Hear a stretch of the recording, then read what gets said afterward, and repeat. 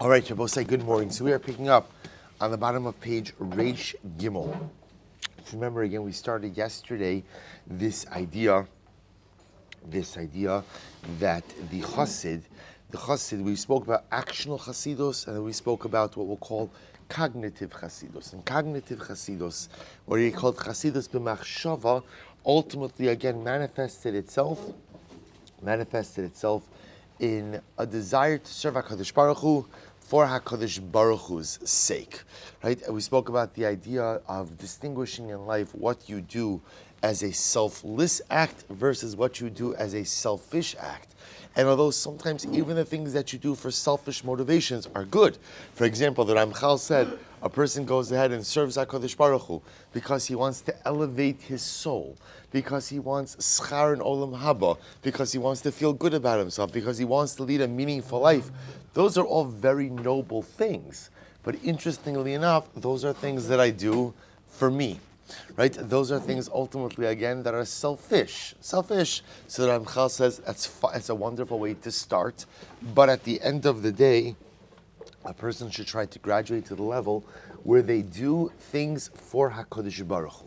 I'm not doing it for me, but rather, again, I do what I do in life in order to amplify the greatness of God as felt in this world. And by extension, kind of linking back to what we saw before, when I go ahead and I see something that diminishes from the greatness of HaKadosh Baruch Hu, I feel the need to take action to act and to try to remedy that as well. And there's a pain that I feel when other people don't pull their weight for God. Not in anger, chas v'shalom, not getting upset at someone, but I feel bad for HaKadosh Baruch Hu, because the greatness of God is most acutely amplified when everyone does their share. But when I see other people who I perceive are not doing their share, are not pulling their weight, then my heart breaks for the Ribono Shel Olam. Because ultimately, again, His name could be so much more acutely felt in this world. His greatness could be so much more wonderful if everybody was doing their part. We're on page Reish Daled. The Choshekin, Amash Shemamai to Atzmo B'Shogeg, O Be'ones, O B'Chol Shas HaTeva, Asher kasher lo lishamer min hachatayim b'choles. And I will say, of course, it goes without saying that even aside, of course, from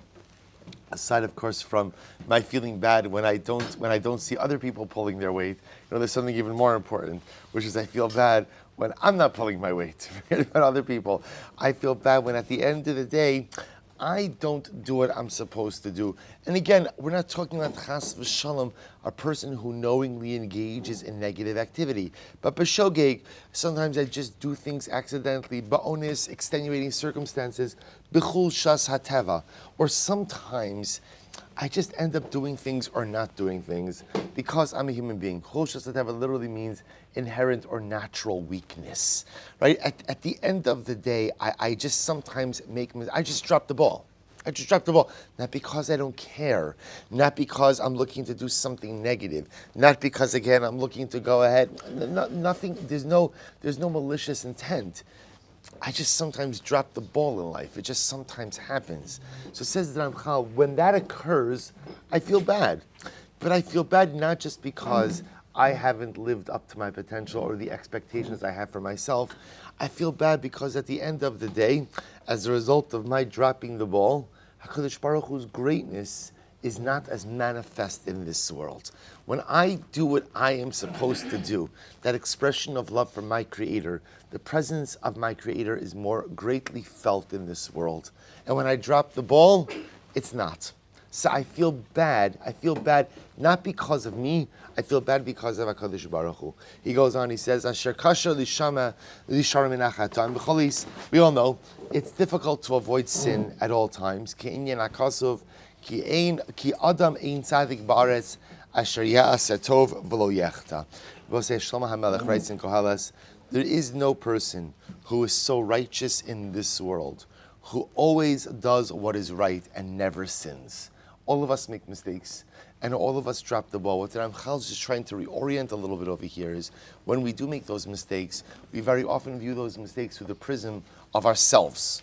What's the impact of the mistake on me? What's the impact of the misstep on me? And the Ramchal suggests it's important. The Chassid is sensitive to not only what is the impact on me, but kiviyachol, what is the impact on Hashem? And I will say, now we're not usually used to talking this way, because when you think about what's the impact on Hashem, so of course the answer is nothing, right? There's no impact on Hashem. HaKadosh Baruch Hu rises. But again, what he's saying is it's not true. It's not true the same way that as a parent, my child might do things. Do they impact me? Meaning, and attention, my life is still going to be the same.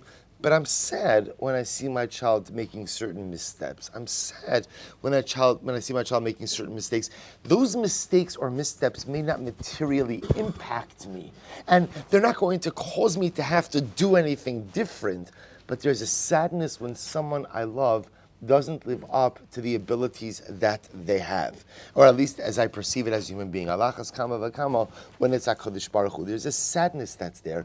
So my job, remember, he's describing over here a very heightened level of the Chassid, right? So the Chassid is someone who is not just concerned with the impact of his actions on himself, but he's concerned kiviyachol with the impact of his actions on HaKadosh Baruch Hu. How does this make kiviyachol the Ribono Shel Olam feel? And what's the impact of God's presence? What is the impact of this on God's presence in the world? He goes on, V'davar zeh be'arua b'tana de be'eliyahu zachor latov. It's also, if you think about it, it's funny. Out of everything we learned in the Ramchal so far, this I find to be one of the most dramatic ideas. Almost a need to have empathy and compassion for HaKadosh Baruch Hu, which, if you think about it, does not make any sense. Does not make it. But yet, what it does is, if you love HaKadosh Baruch Hu, then by definition there's empathy and compassion for how my actions make him feel, and then ultimately, again, how my actions either increase or decrease his presence as it is felt in this world. When I do what is expected of me, I amplify the feeling of divine presence in this world. When I don't, I decrease the feeling of divine presence in this world. He goes on, he says, V'davar zeh be'arua b'tana de be'eliyahu zachor latov. Amru, kol chacham Yisrael, sheyesh bo dvar Torah la'amito, u'misaneach al kavodo shel HaKadosh Baruch Hu. Right? Any chacham in Yisrael, such a beautiful idea, who has sheyesh bo dvar Torah la'amito, who has true Torah inside of him, u'misaneach al kavodo shel HaKadosh Baruch Hu, and literally, again, he sighs over the covered for Hashem. What does it mean he sighs over the covered for Hashem?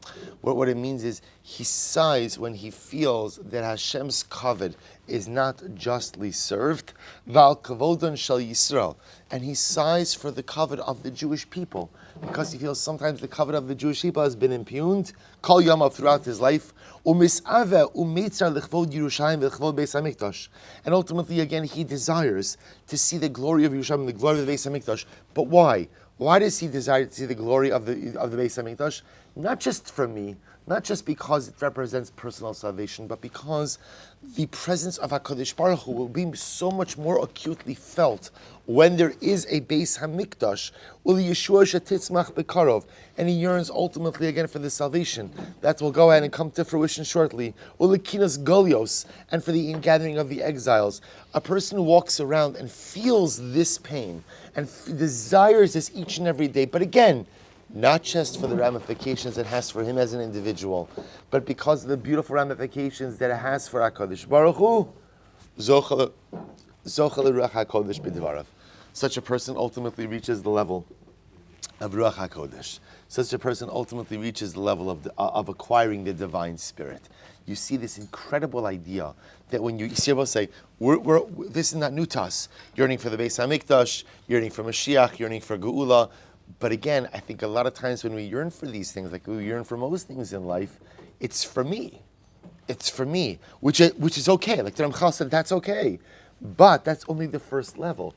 The Chassid yearns for it because he understands the beautiful ramifications that it represents for HaKadosh Baruch Hu, or more specifically, that when these things occur, the presence of God is amplified, the presence of God is more acutely felt, and the kavod of HaKadosh Baruch Hu is so much more manifest in this world. All right, we'll stop over here. We'll pick up in Mesillas Hashem with this next section tomorrow.